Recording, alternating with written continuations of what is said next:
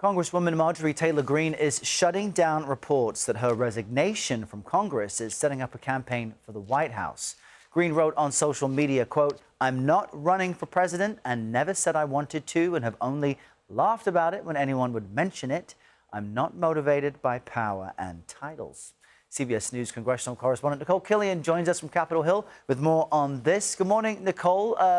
MTG's announcement seemed to surprise everyone. How has the president, though, reacted to this news? Well, look, he says that he wishes her well, but that basically they disagreed on philosophy. Take a listen to what he told reporters over the weekend. I just disagreed with her philosophy.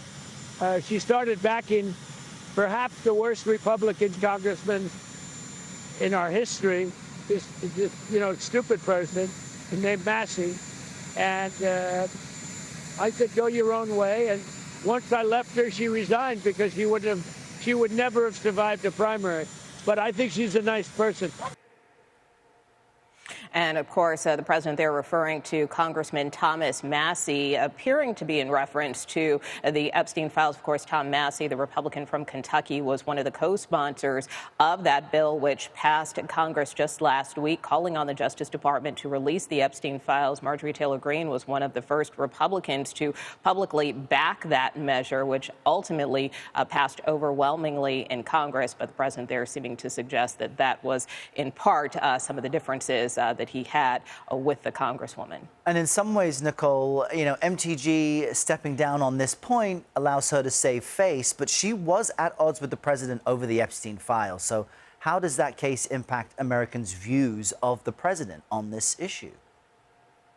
Well, exactly. And obviously, the president ultimately signed that bill into law. But look, it came with some consternation from many of those Republicans like Marjorie Taylor Greene, who had signed on to that petition and refused to get off of it, despite a push from some White House officials. Now, in terms of Americans' views, obviously, some are split, with about 38% believing that this matters a lot and then 36% saying not at all. So it's about even there. But furthermore, when you look by party, of course, many Republicans overwhelmingly believe that the president is handling the situation involving the Epstein case.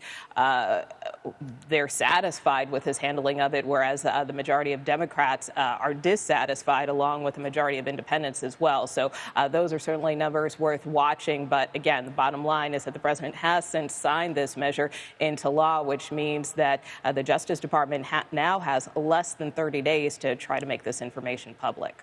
Really remarkable sequence of events. Nikole Killion on Capitol Hill. Nikole, thank you.